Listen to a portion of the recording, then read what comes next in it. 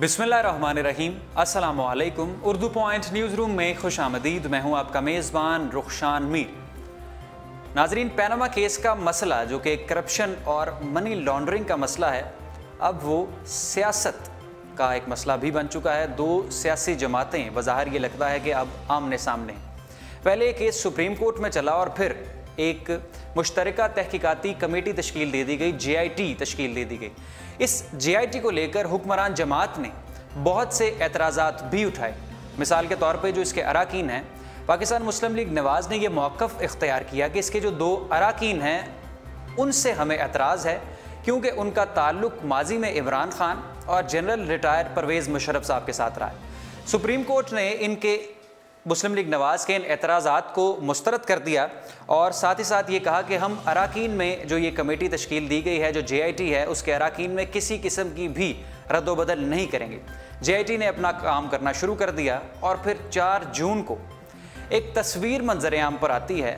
और ये तस्वीर शुरू में तो 4 जून को ये तस्वीर हुसैन नवाज़ साहब की ये तस्वीर थी। मुश्तरका तहकीकाती कमेटी के सामने वो बैठे हुए थे और ये तस्वीर आप देख सकते हैं अपने स्मार्टफोन्स और लैपटॉप्स की स्क्रीन्स पर। यह तस्वीर आपने पहले भी देखी है, फेसबुक पर भी और ट्विटर पर भी और दीगर जो भी सोशल मीडिया की वेबसाइट्स हैं उन पर सोशल मीडिया सार्फिन ने खासे इस तस्वीर को लेकर तबसरे भी किए हैं। यह तस्वीर हुसैन नवाज शरीफ साहब के JIT के सामने वो बैठे हुए हैं। शुरू में तो 4 और 5 जून को तो इस तस्वीर को खुशाइन करार दिया गया।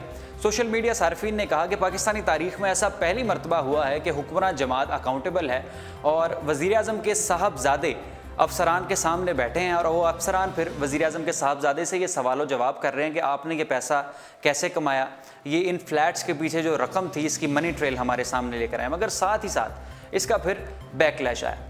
हुक्मरान जमात ने तहफ़्फ़ुज़ात का इजहार करना शुरू कर दिया कि ये तस्वीर आखिर कैसे लीक हुई, इस तस्वीर को लीक करने के पीछे कौन से लोग हैं और इससे पाकिस्तान मुस्लिम लीग नवाज़ की और शरीफ ख़ानदान की साख को गहरा नुकसान पहुँचा है। आज भी ये तस्वीर का मुअम्मा हल नहीं हो सका और आज आपने प्रेस कॉन्फ्रेंस सुनी जो पाकिस्तान मुस्लिम लीग नवाज़ के मुख्तलिफ रहनुमाओं ने की। तलाल चौधरी साहब ने, दानियाल अजीज़ साहब ने और जो दीगर रहनुमा पाकिस्तान मुस्लिम लीग नवाज़ के, उन्होंने क्या मौक़िफ़ अपनाया। उन्होंने ये मौक़िफ़ अपनाया, तलाल चौधरी साहब ने आज सख्त अल्फाज का इस्तेमाल भी किया कि ये JIT है या कोई कसाई की दुकान, हमारे साथ नारवा सलूक किया जा रहा है, इम्तियाज़ी सलूक किया जा रहा है और हमारे साथ ताउन नहीं किया जा रहा। साथ ही साथ आज हुसैन नवाज़ साहब ने सुप्रीम कोर्ट ऑफ पाकिस्तान में एक दरख्वास्त ज़ाहिर कर दी है। इस दरख्वास्त जो उन्होंने दायर की है, इस दरख्वास्त का मतन ये है कि एक कमीशन तश्कील दिया जाए और ये कमीशन इस बात की खोज लगाए, इस बात का खोज लगाए कि इस तस्वीर को लीक करने में आखिर कौन लोग शामिल हैं और जो JIT है, जो मुश्तरका तहकीकाती कमेटी है, वो गवाहों के साथ इंतहाई नारवा यानी इंतहाई बुरा सलूक कर रही है। उनको मुलाजमों की तरह, नौकरों की तरह ट्रीट किया जा रहा है और बिल्कुल भी ताउन नहीं किया जा रहा है। ये तस्वीर को लीक करना कोई मामूली बात नहीं, ये गैर मामूली अमर है और ये कानूनी जुर्म है। हुसैन नवाज शरीफ साहब ने जो आज दरख्वास्त दायर की है सुप्रीम कोर्ट में, उसका मतन ये था। आज बात करेंगे पाकिस्तान तहरीक इंसाफ के रहनुमा फ़ारूक हबीब साहब से और उनकी राय शामिल करेंगे कि आखिर पाकिस्तान तहरीक इंसाफ का क्या मौक़िफ़ है, इस तस्वीर को लीक करने में कौन लोग शामिल हैं, इससे किसको फ़ायदा होगा, किसको नुकसान होगा और इसके क्या अग़राज़ व मक़ासद थे ये तस्वीर लीक करने के पीछे। बहुत से लोग इस राय को भी फॉलो करते हैं, ये राय भी सामने रखते हैं कि ये मुस्लिम लीग नवाज़ की कोई मिली भगत है JIT को, मुश्तरका तहकीकाती कमेटी को मलाइन करने में कि इस तरह की तस्वीरें, इस तरह की बातें सामने लाई जाएँ, मंजर-ए-आम पर लाई जाएँ और जो JIT है उसकी साख को कमज़ोर किया जाए। और जो ये 2 महीने का टाइम था जिसमें तकरीबन 1 महीना मुकम्मल हो चुका है, इसे मज़ीद एक्सटेंड किया जाए। ये JIT का जो भी इसका प्रोसेस है, ये 2 महीने से बढ़कर कुछ अरसा ले और इस काम को इस तरह से लटकाया जाए। उनको अपने प्रोग्राम में बज़रिया टेलीफोन लाइन शामिल करेंगे और उनसे बात करेंगे कि पाकिस्तान तहरीक इंसाफ का इस मामले पर क्या मौक़िफ़ है। पाकिस्तान मुस्लिम लीग नवाज़ ने तो क्लियर कट के मौक़िफ़ अपनाया है कि इससे ना सिर्फ पार्टी की साख को नुकसान पहुँचा है बल्कि ये एक कानूनी जुर्म है और इस पर एक कमीशन तश्कील दिया जाए, एक कमेटी बिठाई जाए और वो फिर इस बात का खोज लगाए कि आखिर इसके पीछे कौन से लोग हैं। हमारा राब्ता जैसे ही बहाल होता है उनकी तरफ चलते हैं। उससे पहले कुछ बात करते हैं निहाल हाशमी साहब के हवाले से भी एक अहम डेवलपमेंट सामने है। निहाल हाशमी साहब की वो नफ़रत अंगेज़ तकरीर आपने सुनी जो उन्होंने जजेस के बारे में, सुप्रीम कोर्ट के जजेस के बारे में और इन्हीं JIT अरकान के बारे में की थी, जिसका अभी हम जिक्र कर रहे हैं अपने प्रोग्राम में। साथ ही साथ जब उनकी तकरीर मंजर आम पर आई, सोशल मीडिया सार्फिन ने उसको निशाना तनकीद बनाया, तो उसके बाद फ़ौरन पाकिस्तान मुस्लिम लीग नवाज़ ने उनकी रुकनीत को मुअत्तल कर दिया और उन्होंने सेनेटरशिप से इस्तीफ़ा भी दे दिया। मगर कल उनकी मुलाकात हुई चेयरमैन सेनेट से और चेयरमैन सेनेट के साथ चेयरमैन सेनेट के सामने उन्होंने ये इल्तजा की कि उनकी जो रुकनीत है उसको मुअत्तल ना किया जाए और इस पर नज़रसानी की जाए। उन्होंने जज्बात में आकर ये सारा जो है फ़ैसला किया, जज्बात में आकर उन्होंने ये दरख्वास्त दे दी, रेजिग्नेशन दे दिया।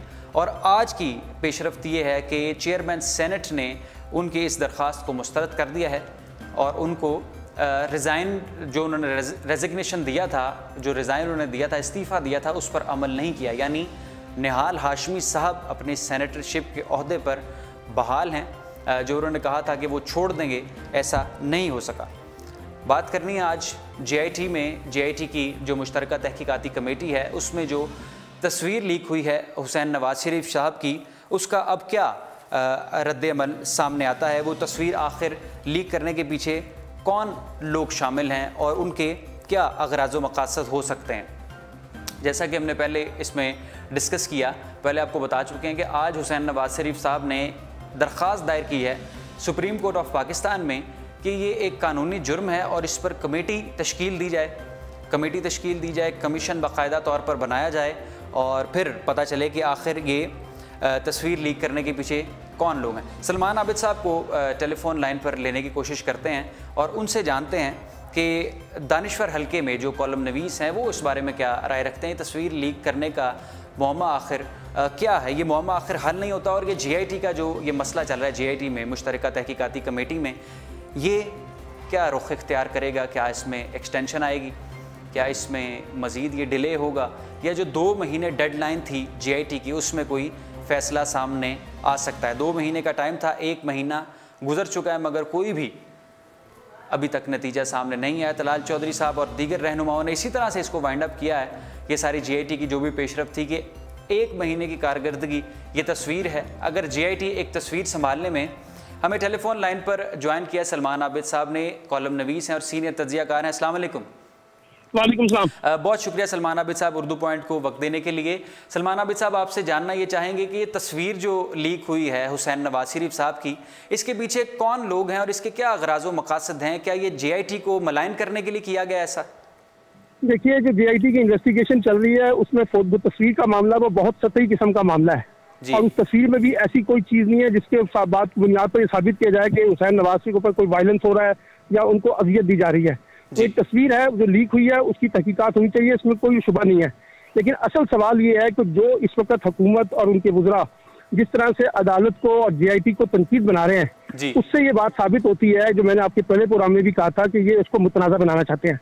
लेकिन आज जो है तलाल चौधरी साहब ने उसको JIT को कहा कि कसाई की दुकान है और कहा कि ये नाहिल लोग हैं और ये गैर जानिबदार लोग हैं, इनके नज़दीक कोई इंसाफ नहीं हो सकता।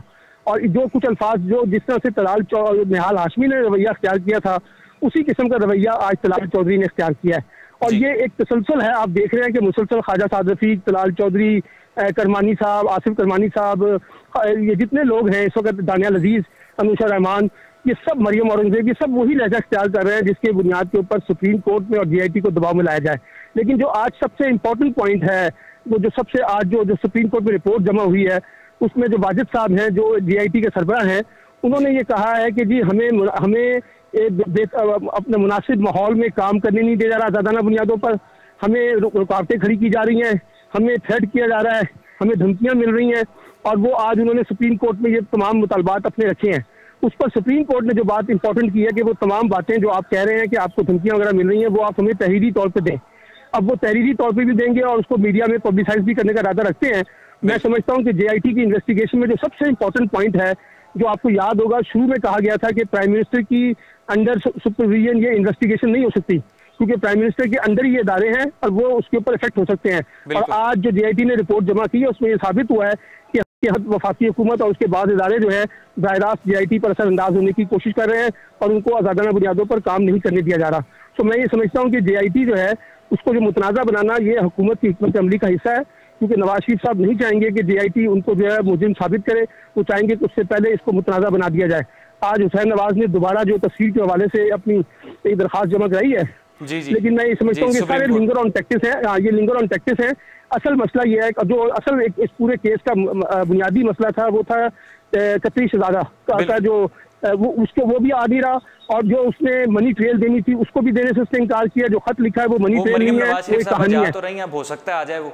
देखिए वो मरियम नवाज जाएंगी, क्या कहती हैं क्या नहीं कहती हैं, लेकिन जो कतरी शहजादे ने अपना खत जमा कराया है सुप्रीम कोर्ट में, उसमें तो उन्होंने बड़े वाज़ेह तौर पे कह दिया कि वो पाकिस्तान नहीं आ सकते और ना JIT में पेश होंगे। तो मुझे लगता है ये कि सारा मामला जो है काफ़ी पॉलिटिसाइज हो गया है, और आने वाले दिनों में आपको लगेगा कि इसमें और ज़्यादा जो है ना JIT को और अदलिया को टारगेट किया जाएगा हुकूमत की जानिब से। यानी आपकी राय में तस्वीर और इस तरह के जितने भी काम है ये हुकूमत की तरफ से करवाए जा रहे हैं?